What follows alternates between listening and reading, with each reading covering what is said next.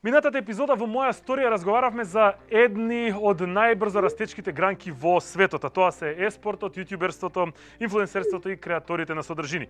Погледнете ги главните поенти кои што ги издвоивме заедно со заклучоците од претходниот вторник.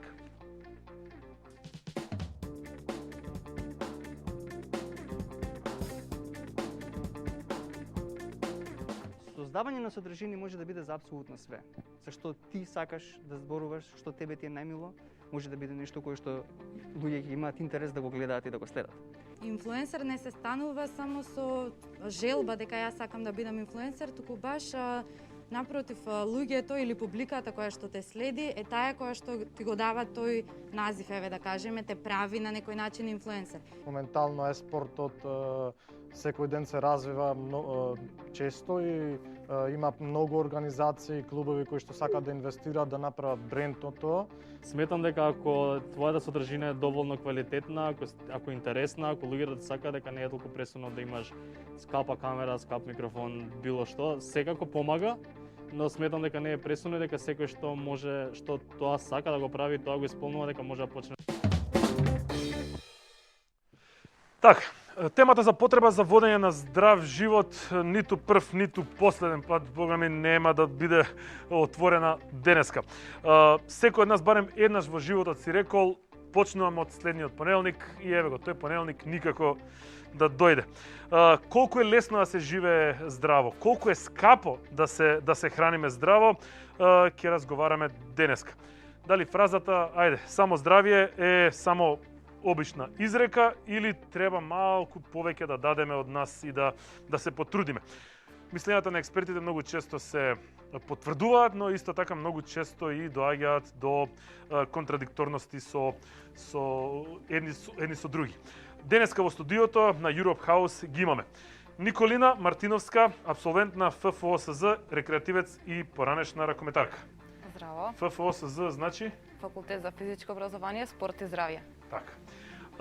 До неа е Даријан Трајанов, магистар по јавно здравје, председател на Promo Health. Така. Како си? Одлично, супер. Добре, дојде. Поканата. До него претпоставам веќе го познавате, иако е замаскиран, нели Бетмен, иако е замаскиран, сите го знаеме. Тој е доктор Митов, кој што исто така, освен, мислам дека поголем инфлуенсер од еден куп инфлуенсери кај нас, но магистар по јавно здравје. Добре дојдовте и вие. Ви благодарам. До него е Дина Јашари, музичарка, една од моите новооткриени таленти во однос на музиката, кој што едноставно сум пресреќен што си тука, така да добре дојде. Благодарам. И на крај го имаме уште еден од клоновите на Перо Антич, заедно со мене.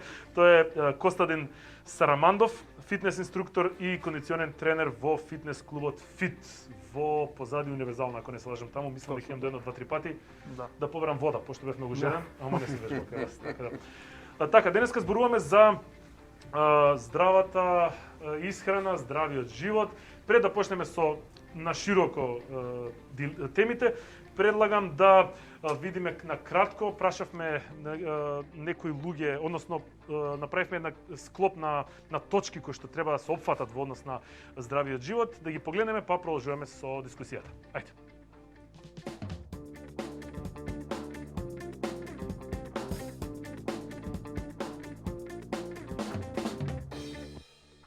Кои се вистинските навики за здрав и долговечен живот? На оваа тема има напишано илјадници книги, статии, совети, снимени видеа. И сите ние сме свесни за здравите навики, но дали ги практикуваме? Ајде повторно да се подсетиме на 7 главни фактори кои придонесуваат за поздрав живот. Хранете се правилно. Слабата и неправилна исхрана е причина за многу болести, неквалитетен и кратковечен живот. Храна со добар квалитет, како што се овошјето и зеленчукот, ни даваат витамини, минерали и влакна кои ја зголемуваат енергијата на нашето тело. Вежбајте или спортувајте минимум 3 пати неделно. Од физичката активност ќе имате многу придобивки, од психолошки до физиолошки. Вежбањето може да го намали ризикот од повеќе болести и да го подобри вашиот квалитет на живот. Исто така го подобрува менталното здравје, ги зајакнува мускулите и коските, помага да ја контролирате телесната тежина, да имате добар сон и подобра меморија и, што е најважно, ги зголемува вашите шанси за подолг живот. Движете се барем 30 на минути дневно. Доколку не спортувате, движете се. Тоа може да го подобри вашето здравје.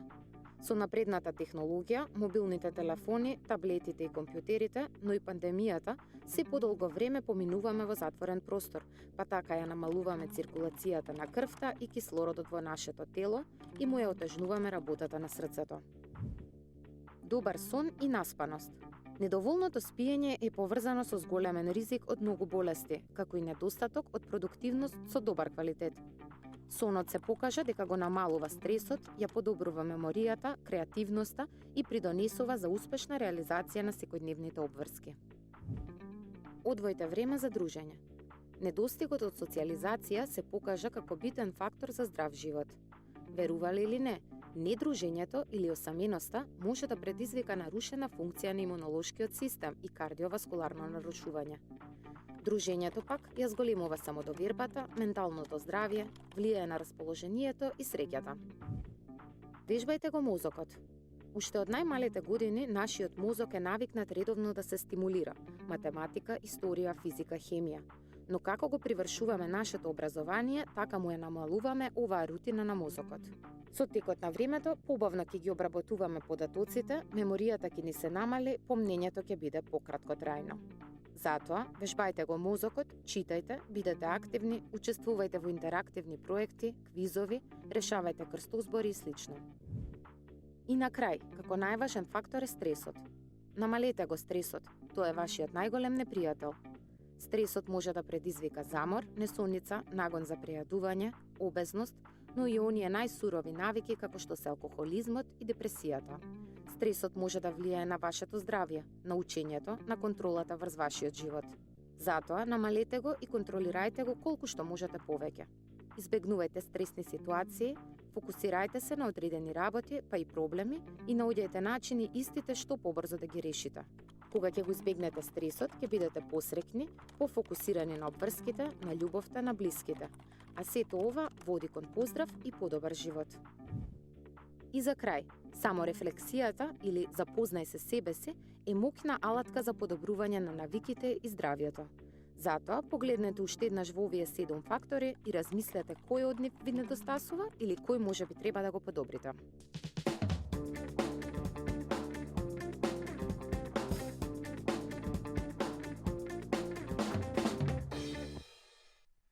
Ете, теоретски, од прилика, тоа би било како да живееме 200 години, ама некако никој да пркне да го успее во таа мисија.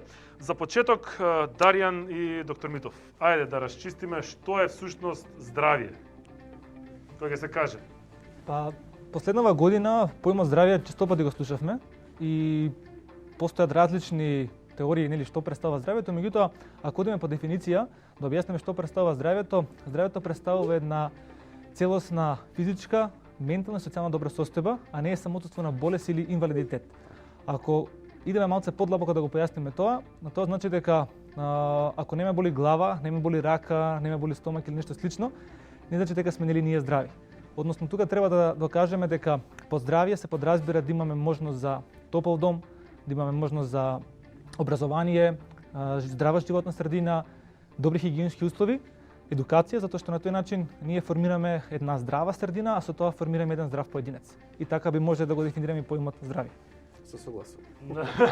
Значи, кога ќе кажеме, ајде, здравје, па ќе направиме нешто, тоа значи дека на сите тоа овие, мислиме, на тоа мислиме. сите овие 15 аспекти дека кога ќе се поклопат, со други збори тешко дека ќе го направиме тоа. Ме интересира Даријан и Николина конкретно. Ме интересира моментот колку е важен односот, нели, дете, родител, наставник во тоа да се направи навика за здрав начин на исхрана. Колку влијаат оваа релација? Оваа релација е многу битна при развојот на децата. Пред се децата се израз на родителите, односно тоа што го прават родителите, тоа го прават и нивните деца. Тоа се копии. Децата уште од најрана возраст треба да ги развијат тие здрави навики пред се од родителите, потоа и од наставниците, бидејќи наставникот нели се смета како втор родител на децата. А добро, а што се случува, например, со ситуација кај што, еве, условно кажано, родители кои што се физички активни, кои што внимаваат на својата исхрана, нели, не може толку да влијаат на детето. Се не испаѓа дека детето треба да јаде брокула 3 пати на ден, кога едноставно си има, нели, чоколадце и бомбончиња. Како тоа да се Тоа би требало помине? според мене да се седне, да се објасни што е здрава исхрана и како тоа влијае врз нив. И сето тоа така да се објасни за децата да го сватат и да сватат дека здравата исхрана е таа што не носи кон долговечност. Мислам, не долговечност 200 години, како што рековте, меѓутоа кон здрав живот Така. и долг. Доктор Митов, подобро да се спречи отколку да се лечи. Да. Таа фраза често ја користите, еве дури и јас од вас се научив, мада јас српската верзија ја знам повеќе. Да. Да. Кажете ми малку повеќе од тоа, малку подетално зошто тоа ви е една од девизата кога зборувате? За жал, многу пати во состојби кои што ќе ги сретнеме во животот и каде што треба интервенција од медицината, ќе дојдеме до една ситуација да малку, како да не речем, да се разочараме, да видиме дека ограничено е влијанието до каде можеме да направиме и што можеме и колку можеме да направиме. И тогаш за таа конкретна личност може би е малку доцна, но е добар момент да се подсетиме сите други да ги подсетиме, таа превентивна медицина всушност, тоа јавно здравје, тоа го има за цел да им кажеме на луѓето со време дека треба да внимаваат на своето здравје. Сега, тука доаѓа многу дилеми се отвараат, нели, дали здравјето е предодредено или не е предодредено, нели, дали имаме судбински пристап кон тоа, дали здравјето го гледаме како нешто однапред дадено или не. Тука здравиот став за здравјето е клучната работа. Например, ние сега ако играме карти овде, сите и на почетокот ни поделат карти, ние сите ќе имаме нешто во раце, така, од старт. Ќе ни се паднат некои карти. Тоа се, едната од нив се гените, втората се, нели, околината во која што живееме, социјално-економските услови. Тоа е тоа, тие ни се дадени веќе. Но тоа не значи дека тука е крајот. Значи мораме да го испочитуваме тој момент дека има предодредени точки, но како ќе играме ние со тие карти, што ќе правиме, како ќе сме активни, колку ќе сме активни, тоа е тоа кое што ние можеме да го направиме за своето здравје. И тука е моментот на спречување, на превенција и покрај тоа што пак ќе нагласам, имаме дадени карти од старт, кои што не ставаат во малку подредена или надредена состојба за жал, но тоа не значи дека не можеме да направиме нешто повеќе за своето здравје. Така, вистина ли е тоа дека, нели, како викаат, one apple a day, keep the doctor away? Да речеме дека има делом на вистина во тоа, не можеме, нели, целосно. Тоа е првата работа што ја кажав, затоа велиме, нели, превенцијата да си ја имаме наум. Но тука се важно уште две работи да разбереме.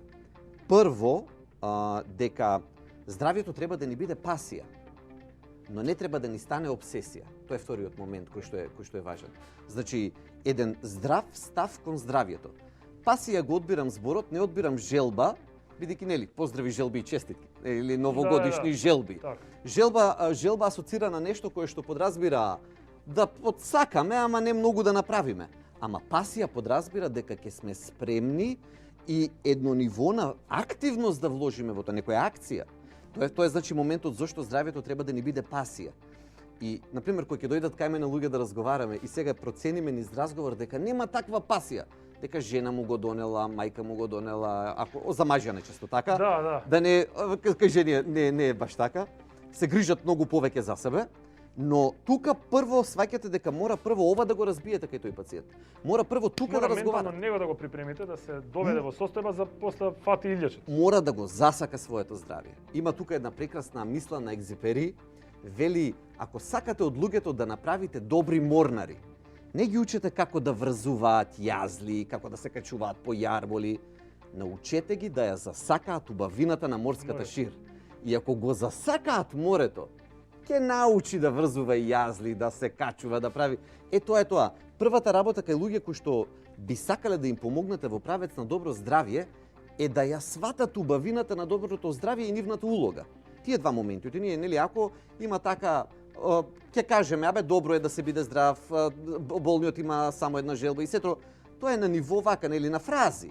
Меѓутоа, човек мора да покаже суштински дека го сака тоа. Но и третиот момент, да не го заборавам, да пазиме да не ни прерасне во обсесија.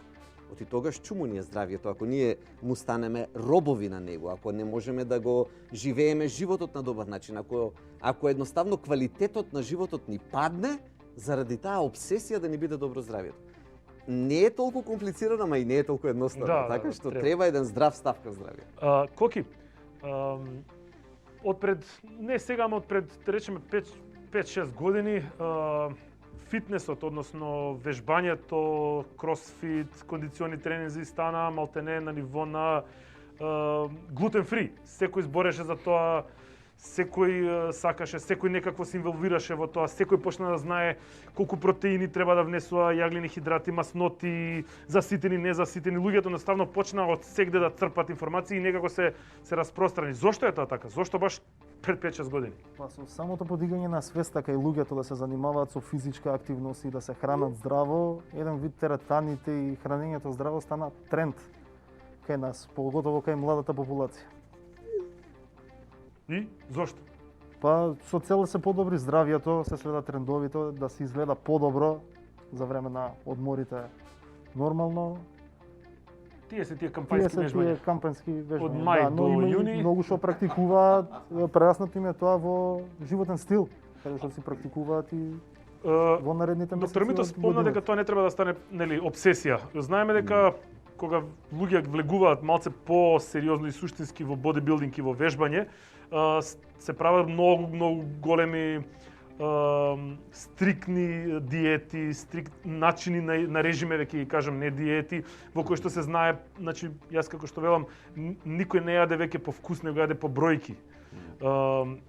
Тоа, кажи ми, секогаш вродува со плод или мора да се прави некаков Па не е баланс? така, секогаш треба да се има некој баланс и со вежбањето и со начинот на исхранување. Ти веруваш ли во cheat day или cheat meal? Па да, значи може секој да си дозволи доколку тие калории ги потрошиме во текот на денот, значи не е никаков проблем да се изаде и колачи, и парче пица и бургер. Мада да сведем исхраната, да се сведува на 80 до 90% да ни биде здрава исхрана. Да ги Што е побитно? Многу вежба, мислам, доволно вежбање или јас што викам, како се прават стомачни, во кујна или во теретан? Па, Вежбам. ќе кажам, значи 100% е тренинг, 100% е исхрана. Исто и 100% е одмор. Значи Значи, многу е- 200%. Чекај, Да. тука ми се измеша работите сега. Значи во се треба да вложиме 100%. Тоа ми беше Значи главното. морат и двете Значи, да бидат Да, значи се си е во сооднос со другото. Значи Така. треба максимум да вложиме во исхраната, максимум да се посветиме на тренингот и максимум да му даваме на телото доволен одмор. Дина, знаеме дека уметниците се многу педантни во однос на редовно спиење, во однос на редовна исхрана, во однос на правилна исхрана. Кажи ми, ти како уметник и обкружена со луѓе, нели, на факултет музичари, внимаваат ли доволно уметници што ги знаеш ти според тебе на правилниот начин на исхрана, на здравиот начин на живот? Јас мислам дека многу е индивидуално ова прашање, бидејќи имам колеги кои што се грижат за себе и колеги кои што не се грижат. Пак е, мислам дека според мене нема врска со што и да се бавиш, пак секој може да одлучи да вежба 3 пати неделно, да пази што јаде и да спие доволно. Нема врска со што се Тоа што имате бавиш. свирки доцна навечер, каде е сонот тука? Кога ќе Па заглавите добро, до 3 до па- 4, па можда некојаш и 15 до 5. Па добро, ама тоа не е секој ден. И што ќе кажеме за тие што работат трета смена? Не знам, искрено, не знам што би можела да Јас имам кажам. впечаток за- дека уметниците, барем моето обкружување, не се толку внимателни во однос на исхраната, не се толку внимателни во однос на здравиот живот. Едноставно го зимаме здраво за готово тоа што е тие што се слаби заради тоа што така се родели. А тие што се покрупни или да речеме со прекумерна тежина едноставно не внимаваат тоа. Доктор Митов, кажете ми, кај вас доаѓаат уметници, зборам вака конкретно. Доаѓаат. И што им кажувате? Нема спас. Не. Не, знаете како, некогаш морате да работите со тоа што е. Значи, тој начин на живот, тој животен стил, ќе пробаме да надокнадиме со сонот. Подоцна малку во денот, нема да стануваат во 7, ќе стануваат во 10, во 11, во 12. 7 до 8 часа мора да бидат земени како сон. И тоа е тоа, значи едноставно тоа е професија и морате да се адаптирате. За сметка на тоа ќе пробувате да најдете работи кои што како да кажем ќе ви помагаат со сето тоа да нема барем ептен стрес врз здравието. Меѓутоа е Јас можам да кажам дека од здравствена гледна точка тоа е тешка професија. Да. Тоа е тешка Сложно. професија, тоа е голем товар во стави. Се сложувам. Даријан, кажи ми, од кога функционира невладината организација Promo Health? Така, Promo Health почна да функционира од пред година и пол, која што е плод на љубовта која што јас и брат ми имавме кон здравиот начин на живот, кон спортот и заедно со уште неколку наши пријатели ја основавме невладината, се со една цел да поттикнеме промоција на здравје, здрави навики, да поттикнеме спорт, развој на спортот, здравствена едукација, затоа што она што е важно е секогаш да се насочиме кон неколку клучни работи кои според мене значат пред се здравјето како основен приоритет на секој поединец, на секој човек, здравствената едукација и поттикнување на спортот. Затоа што спортот ја има таа моќ да не само да не покаже како да живееме здраво, туку спортот има таа моќ да ни научи, да не припреми за сите оние животни предизвици кои што доаѓаат во иднина. Да научиме што е авторитет, да се поддржиме едни со други, да веруваме во себе, да научиме како да се соочиме со секој пораз, како да се соочиме со секоја победа. Така да Promo Health се движи кон таа насока да биде што е можно повеќе вклучен во целиот тој процес на промоција на здравјето. Николина, кажи ми, што научивме во однос на здравјето, здравата исхрана, здравиот начин на живот, откако почна пандемијата? Што научи ти конкретно?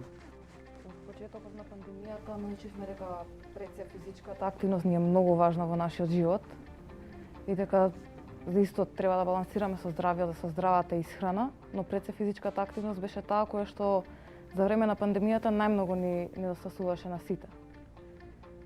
Кажи ми, за луѓе кои што се навикнати на одење во вежбална, пандемијата се значеше онака резок, пресек, значи стоп. Што би препорачало ти, како луѓето да зборам, како да ги надокнадат тие тежински вежби? Тие тежински вежби би можеле да ги надокнадат со тежински вежби, па и не баш би можеле да ги надокнадат.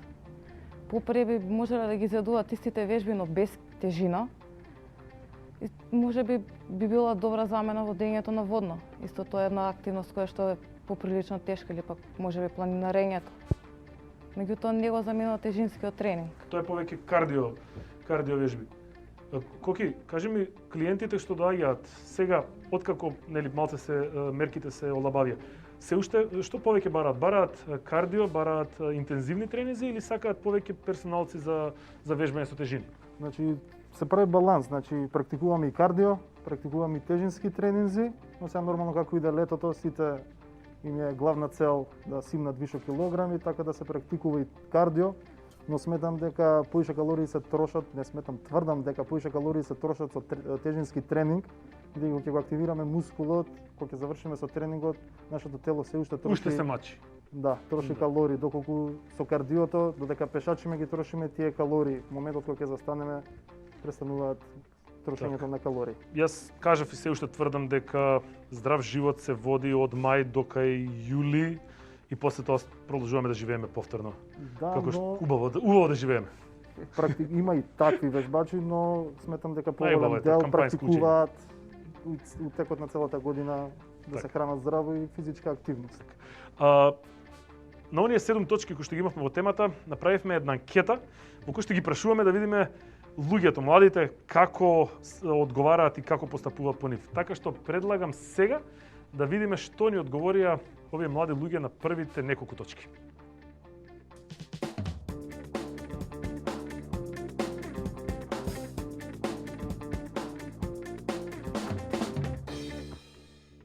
Сметате ли за себе дека практикувате здрави животни навики, односно дека водите здрав живот? Најчесто да, бидејќи навистина внимавам на својата исхрана, гледам да пијам многу течности, што нема да бидат газирани пијалоци или пак сокови. Па, изминативе 2 години да мислам дека водам здрав живот, дека се хранам доволно добро, дека сум физички поактивен од било кога.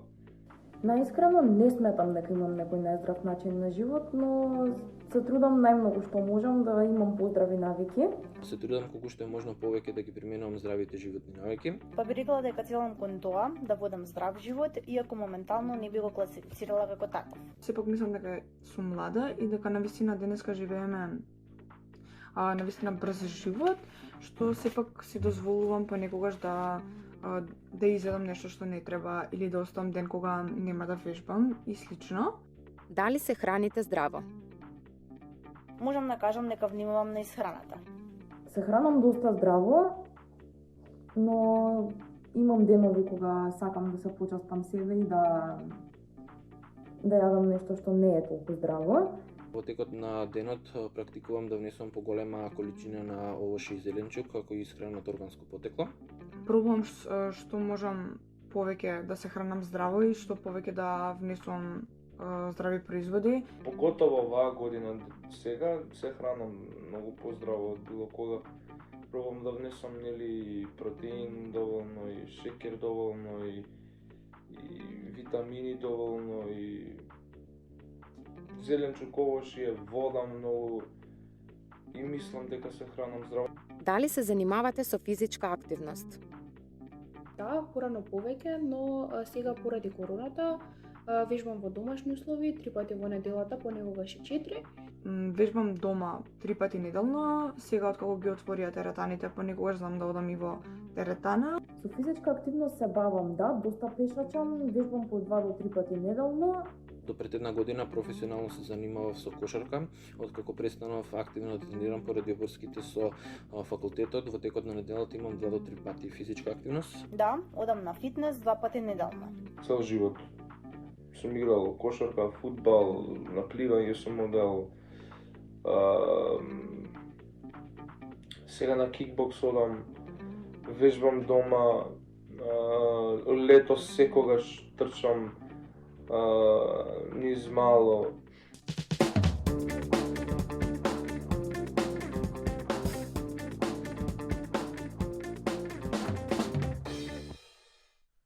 Сите, значи, сме биле, сме вежбале, на времето сме спортувале или периодот, ама некогаш некако ни бега работата од раце. Доктор Митов, според вас, младите, каде обично грешат во однос на балансот, во однос на здрав живот и здрава храна и, нели, млади?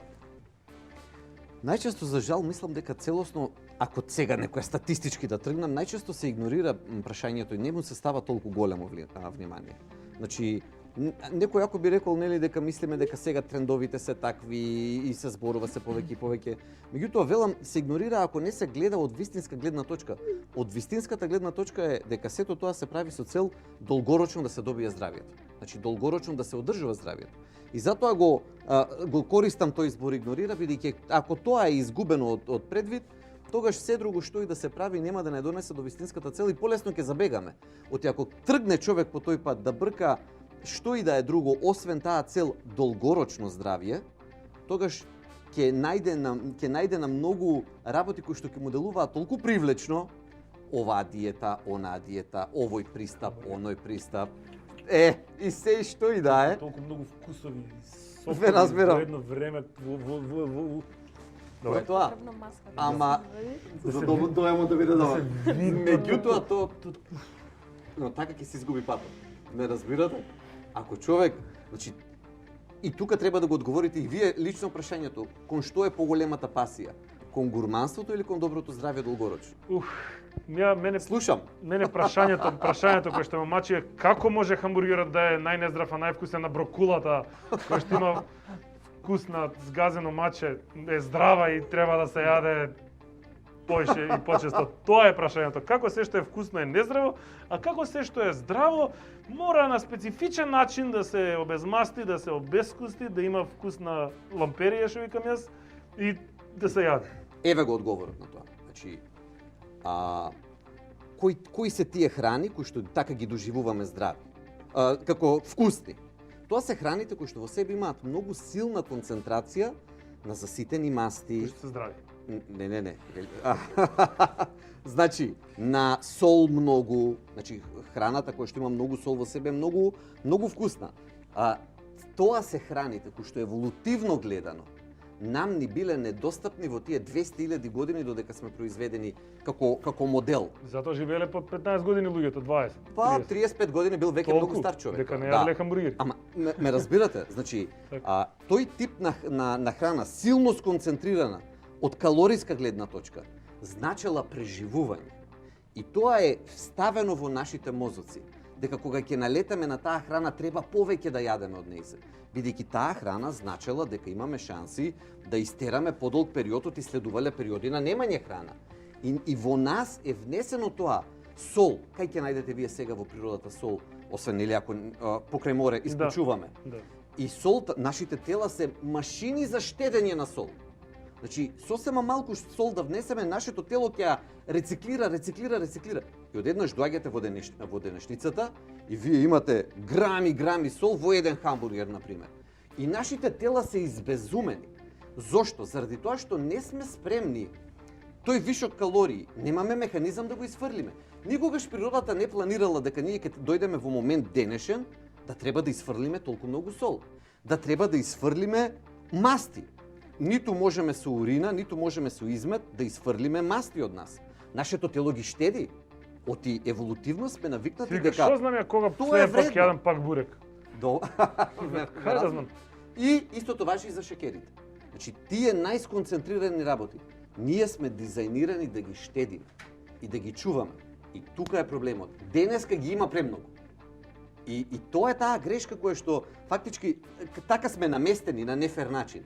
Таа храна која што е толку сконцентрирана, сега ја има премногу. И тоа е грешка. Многу често луѓе кои што почнуваат да вежбаат, почнуваат и правилно да се хранат. И во моментот кога еден од тие сегменти, дали из храната ќе им кидне или ќе прекинат со вежбање, повторно се враќаат за многу пократко време на нездравите навики, на прекумерната тежина, на лошиот начин на исхрана. Зошто е тоа така? Како се врзуваат едно со друго? Како да се реши? За здрави навики се стекнат многу е попрактично кога ќе се стекнат тие од мали нозе. Докато тоа подоцна прераснува во еден здрав животен стил. Докато тоа се стекне од млади нозе, вие ќе ги практикувате тие здрави навики и подоцна во годините и ќе ви биде дел од животот во кој не можете да функционирате. Во врска со вежбањето, најчесто може да дојде до презаситеност или до не гледање резултати, бидејќи ако сте вежбале не значи дека може да јадете што било. Мора, како што напоменав претходно, да направите некој баланс. Многу има вежбаат, не се посветуваат доволно на исхраната. Најголемиот проблем обично што го гледам кај луѓе кои што почнуваат да вежбаат или решаваат дека од денеска сакам да живеам 200 години и ќе почнам да вежбам. Ќе вежба напорно со тренер 3 месеци, 4 месеци. Ќе почне, мислам, во тој период ќе се биде нели под надзор, ќе се храни правилно, ќе прекине со вежбање и во рок од месец дена ќе надокнади тоа што е изгубил и у наредниот месец ќе додаде нешто екстра. Како младите да можат да одржат тој ментален склоп, да продолжат со здравиот начин на живење, откако ќе бидат пуштени од тренерот?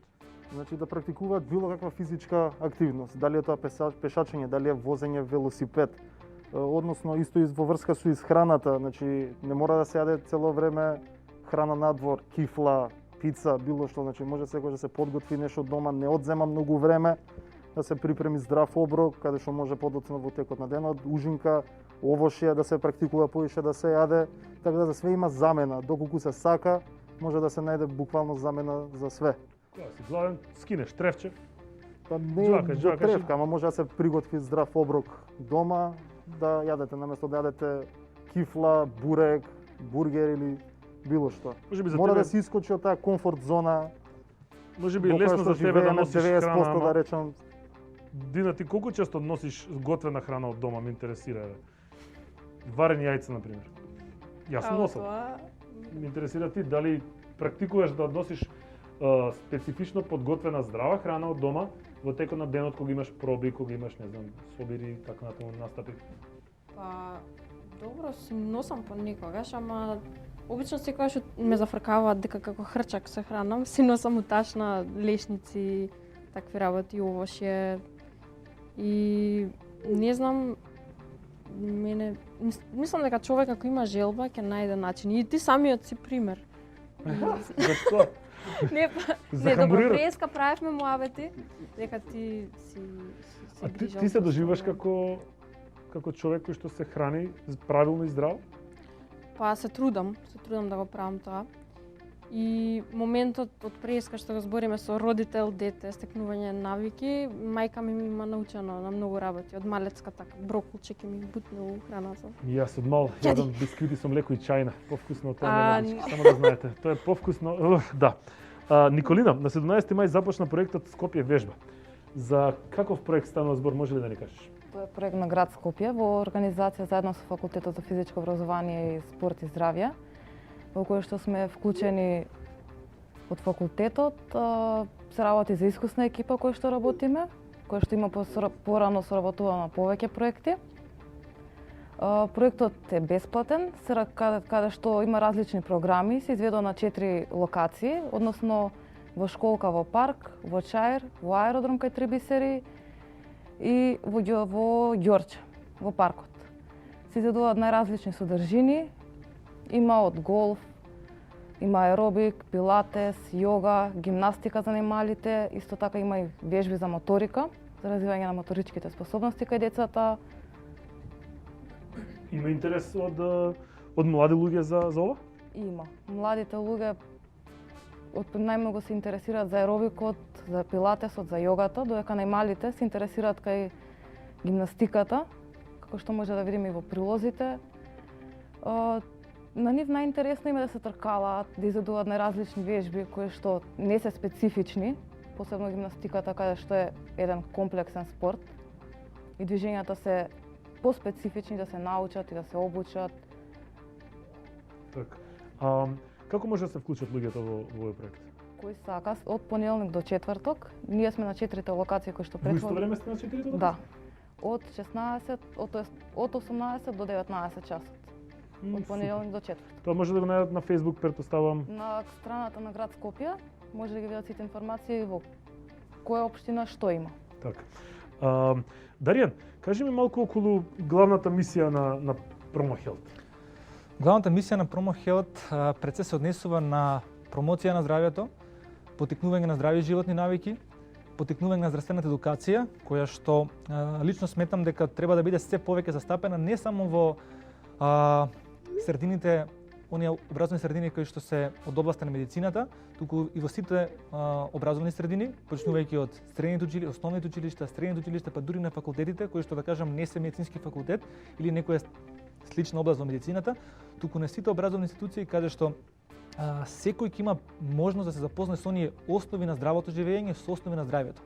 Секој да има можност да научи што е тоа здравје. Тоа е една од нашата главна мисија. Од друга страна, нашата исто така главна мисија насочена и кон поттикнување на спортот, кон поттикнување на тие спортски навики, развој на спортот и пред се, еве сега сакам да дадам еден апел до родителите да ги поттикнуваат своите деца кон спорт, затоа што преку спортот не само што ќе научат како здраво да живеат, туку ќе научат како да се да одговорат на предизвиците, како да станат пред се одговорни, дисциплинирани, како да се почитуваат едни со други и една од најубавите работи која што нуди спортот тоа е креирање на пријателства од секаде. И тоа е она што за мене е важно, покрај создавањето на здрави навики, спортот не учи како да креираме пријателства кои што стануваат.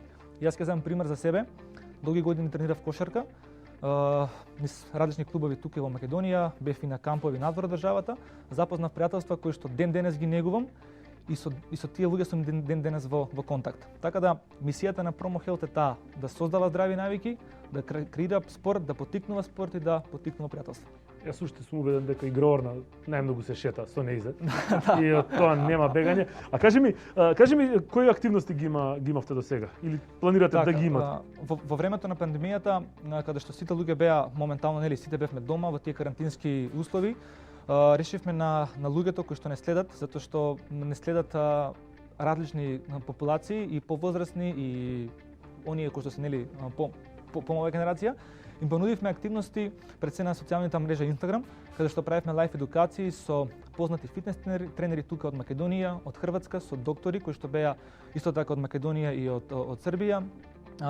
Понудивме едукација во делот на физичкото здравје, менталното здравје, меѓутоа и она што беше многу важно, мотивација и поддршка, затоа што сметавме дека во ова време, во време на пандемија, на секој еден поединец, на секој еден човек му е потребна поддршка, потребна му е некаков тип на мотивација, затоа што некако кога дојде оваа пандемија, сите имавме некаква слика дека готово све се затвори, што ќе правиме сега.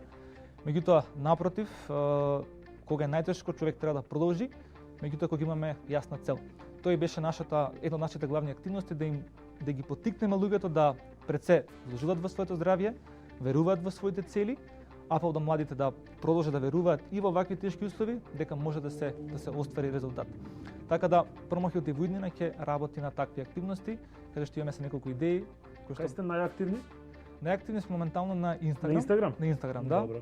Таму сме најактивни. За сите кои што сака да ве најдат. Да. Овако одговарате на ДМ, така? Да. На прашање. Да, така. секако. Сакам да ги видиме сега останатите прашања од нашите луѓе кои што ги анкетиравме, да видиме како одговорија на следните точки.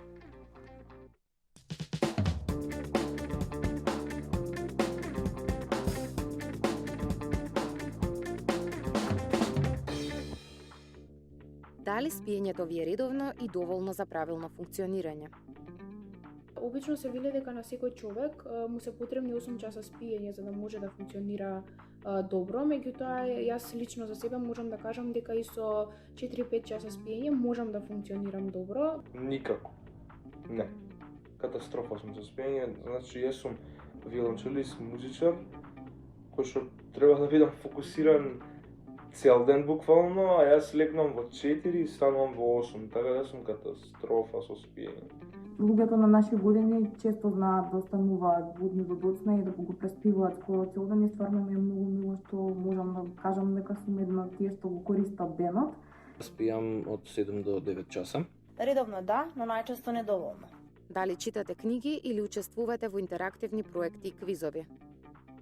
Да, читам книги, особено крими романи. Читам само психологија, многу ме интересира психологијата. Често учествувам во интерактивни проекти, квизови, најмногу претежно преку моето училиште. Во интерактивни квизови учествувам да поради факултетот и стварно е интересно, многу убаво да сте дел од нешто такво. Слободното време во текот на пандемијата ми овозможи да читам повеќе книги за личниот развој. Понекогаш кога имам слободно време, читам книги. Дали се соочувате со стресни ситуации? За мене стресот всушност представува едно непријатно чувство, негативна енергија, едно чувство на загриженост. Јас го надминувам така што гледам да размислувам позитивно, да поминувам повеќе време со пријателите и со семејството, бидејќи тоа дружење мене ми ја одзема целата негативна енергија. Нормално дека се соочувам со стресни ситуации, секој човек се соочува со стрес, со стресни ситуации. Секој ден сум под стрес поради факултет, поради друштво, поради семејни работи. Не знам, се случува. Во тие години сме, стресот е нешто што е неизбежно и мислам дека сите се соочуваат со тоа. Читајќи ги книгите ми помогна во одредени ситуации да се однесувам смирено. Стресот е онаа реакција која даваме кога ни се случува нешто непосакувано и неочекувано. Понекогаш се соочувам со вакви ситуации и тогаш излегувам на свеж воздух или легнувам да поспијам макар и на половина час.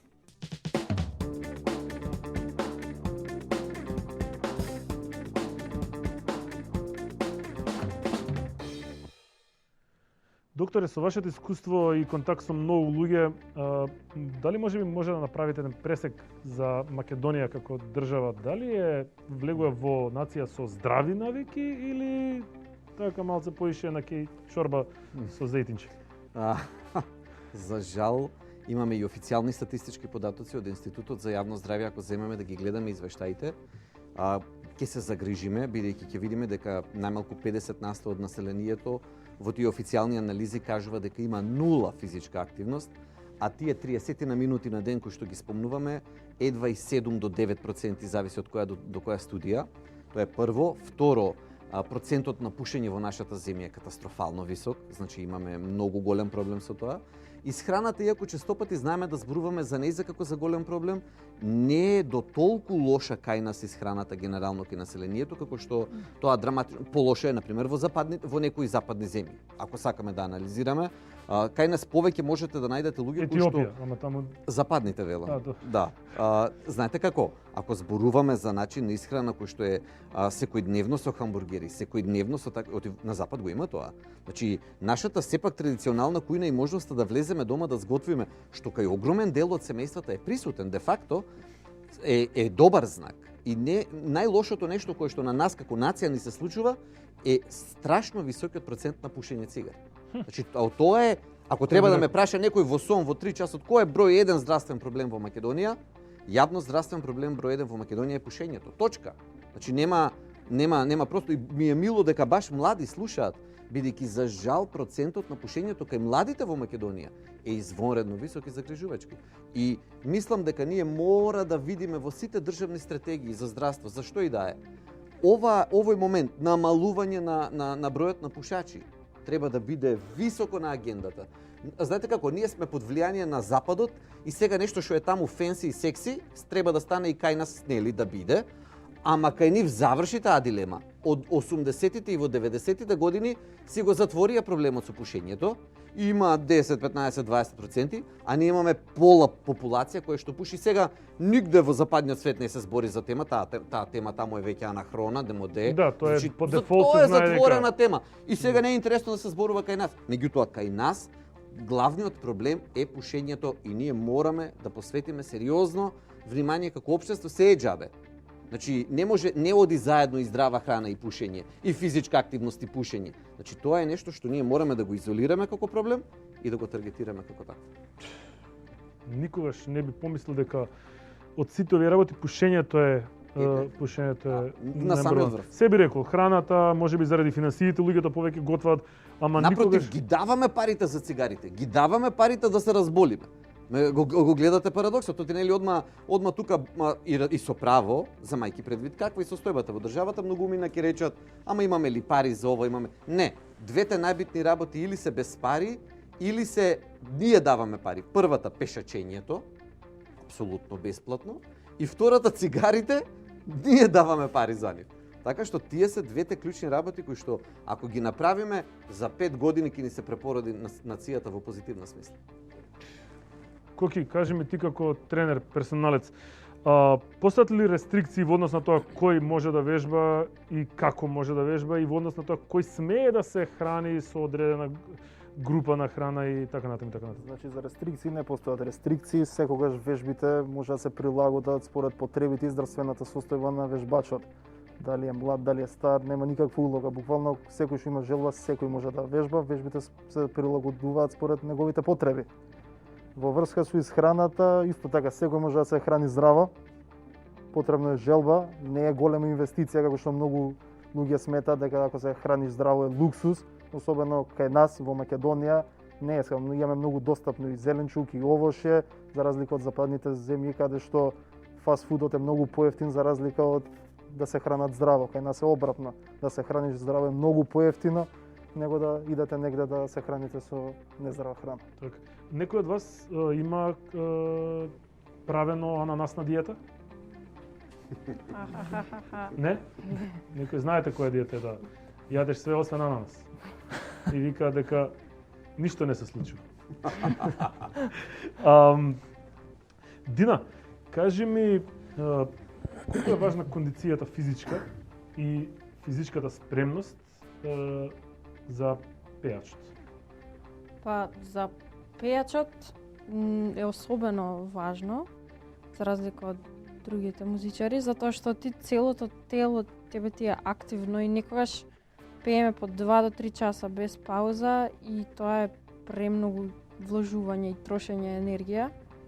И многу е важно да си кондицијски спремен, не само физички, туку и гласот да го вежбаш редовно, пошто иначе ќе ти рикне.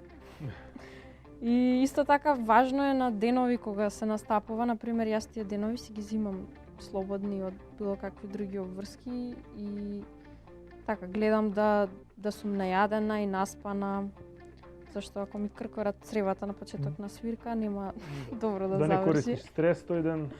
Да, стресови, тоа да. Треба да намалам со стресот. Да. Такви стандардни работи. Од секоја се прашам какви физички вежби има дечкото што свири на триаголник у оркестар. бенч, фокус вежба, треба тој е кој гейм, знае, сигурно. Да, тоа се тешки, напорни вежби. Николина, после 3 недели уствари вежбање на отворено, што може да се заклучи? Сака лесно ли им е на младите да излезат од својата комфортна зона, од навиките во текот на денот, едно исто што го прават, кој што им е многу полесно, да излезат и да дојдат да вежбаат со вас? Има и не само ова се индивидуално, но има и такви кои што излегуваат од својата комфортна зона и доаѓаат и се интересираат за проектот, кога, кој ден, каде има, дури доаѓаат од аеродром, пример, доаѓаат нареден ден во Карпош за да тренираат. Мислам дека има и такви и такви. Кажи ми, им правите психолошки тренинзи и подготовки на луѓето кои ќе дојдат, затоа што нели знаеме дека не е само да дојдат и да видат, туку едноставно треба да ги задржите. Како успевате да ги викнете повторно, односно да ги убедите сами да се убедат себе? Со добриот тренинг, мислам, после завршетокот на тренингот, они самите си го сеќаат тоа дали поминале добро или не. Со вежбањето исто така се лачи хормон на среќа, ендорфин, и исто така се намалуваме и од стресот, и мислам дека тоа се доволно причини да сите доаѓаат повторно да тренираат. Имам прочитано негде дека, како гласеше тоа, немам слушнато човек да рече, не требаше да вежбам или не требаше да трчам денеска. После тоа нема подобро. Кажи ми, Даријан, каков совет може да им дадеме на младите луѓе во однос на тоа што вие го работите, во однос на спортот, во однос на здравиот, начин исхрана, комфорт зоната и така натаму? Јас ќе кажам две нешта. Значи, пажи, ова е најбитните работи, сега ти кажеш. Кои што се клучни, кои што јас лично ќе тргнам од себе и заедно со мојот брат. Првата работа е вложување во сопственото здравје, затоа што кога имаме здравје, тогаш имаме се. Тогаш можеме да се насочиме и кон постигнување на тоа што сме го замислили, тоа што сакаме да го оствариме. Кога имаме здравје, имаме можност да поминеме што е можно поголем број на денови во добро здравје. Тоа е многу важно да го напоменам, затоа што тогаш имаме можност да поминеме време со своите сакани, да бидеме поблиску до својата цел и да бидеме поблиску до постигнување на успехот.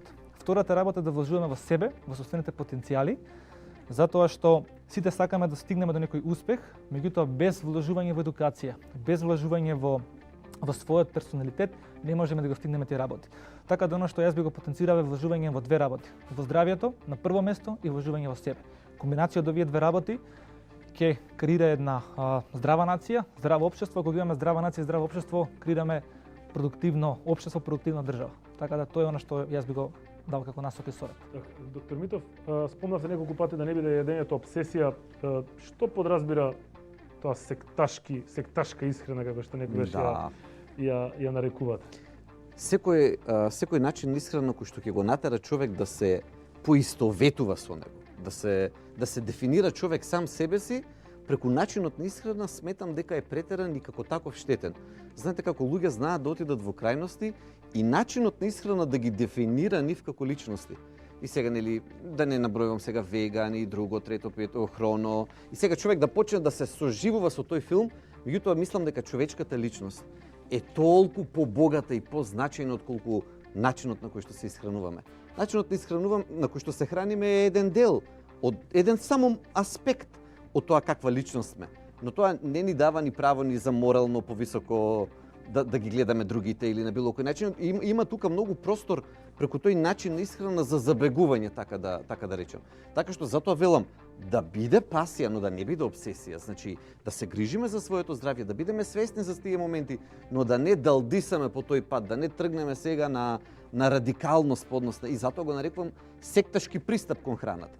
Бидејќи штом ние себе си како човек се дефинираме според тоа што го јадеме, според мене тоа е знак дека сме ја поминале таа линија на тоа што е нормално и што е здраво. Да, како беше оно влегле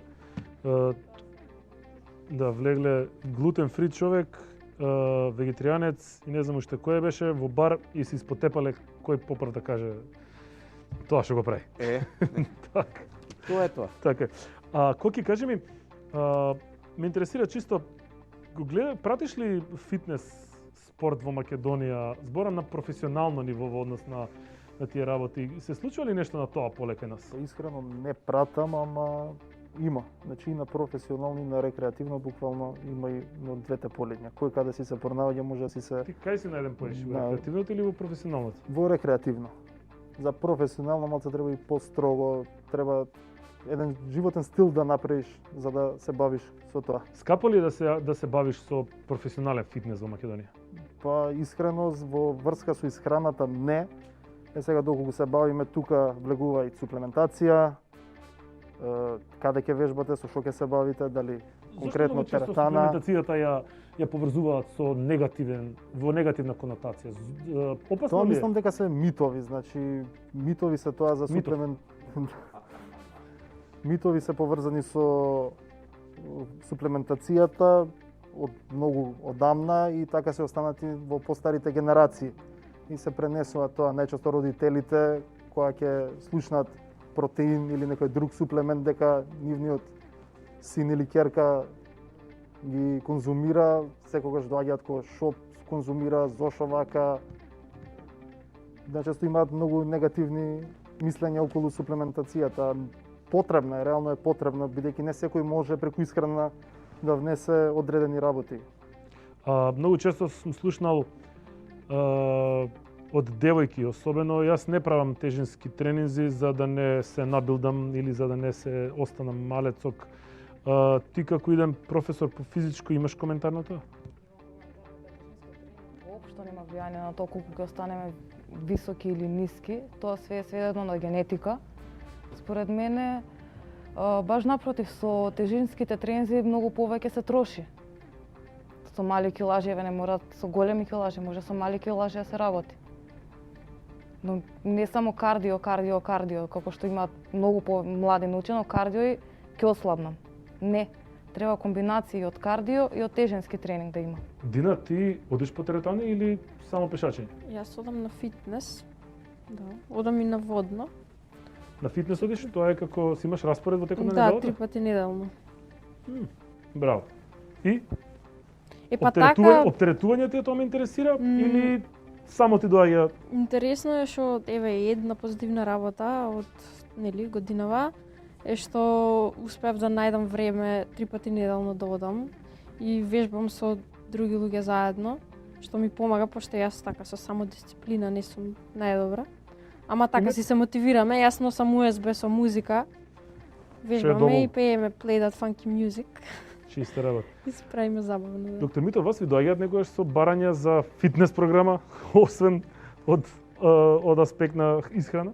Јас не можам. Совети еве да речем. Да, не, јас сум лимитиран во тој дел, не можам да понудам се што е поврзано со исхраната и однапред го кажувам тоа.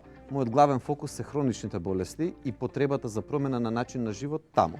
И јас го кажувам тоа отворено, на извонредно инсистирање на пациентот можам да се нафатам да работам поинаку, значи за некоја различна состојба во однос на тоа, но покачениот крвен притисок, покачениот шекер, дислипидемии, тоа е тоа на кое што јас се фокусирам како лекар. Бидејќи таму начинот на живот и исхраната и физичката активност има медицинско значење и мене тоа ми е примарната цел. Бидејќи има состојби кои што навистина не само со фармакотерапија, како што велиме со лекови, туку може да бидат третирани и со исхрана, со физичка активност и јас се Молам? Со бајачки. Па можеби со тоа. И јас се фокусирам на тоа. Например, резултатите кај покачениот шекер, кај предиабетните и диабетните состојби се драматични. Особено за ако човек немал претходно физичка активност и после почне да има, одеднаш гледа како шекерот почнува да паѓа, да се стабилизира. И тоа е главниот фокус со кој што јас работам. Ви благодарам на сите многу. Ми беше чест. Пак жалам што волку убави луѓе мораше да ги покриеме барем 50% со маски. Ама ете, што е тука, се надевам во некој следно издание ќе се видиме. Може би насетивте, кога почнава да правиме уебе за спорт, следната епизода имаме тема спортот и младите, односно младите и спортот.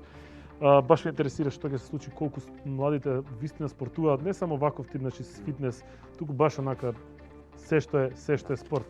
Уште еднаш ви благодарам многу. Се гледаме, значи со вас тројца на вежбање. Тебе ќе те гледаме, Дина, на сцена, а вие мене ќе ме гледате следна недела да видиме да се решиме нешто со холестеролот, пошто не можам више. Мене ми е супер, ама дома ми се качи на глава. Па, ќе работиме готово. Холестеролот го врзуваат дека е проблем со стресот. И сега јас викам, тој е уствари перпетум мобиле.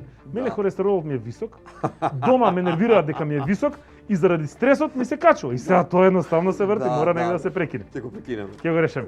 Да. Вас, драги гледачи, ви благодарам уште еднаш што бевте и денеска оваа епизода Моја сторија. Останете живи и здрави, внимавајте без разлика дали сте се вакцинирале, оставете време нека помине за да се имунизирате максимално пред да се опуштите со журки, искачање, шетање и тргање маски. Не заборавајте дека на затворено се уште се носат маски, бидете внимателни и останете и следниот вторник со нас каде што ќе зборуваме за младите и спортот во Македонија.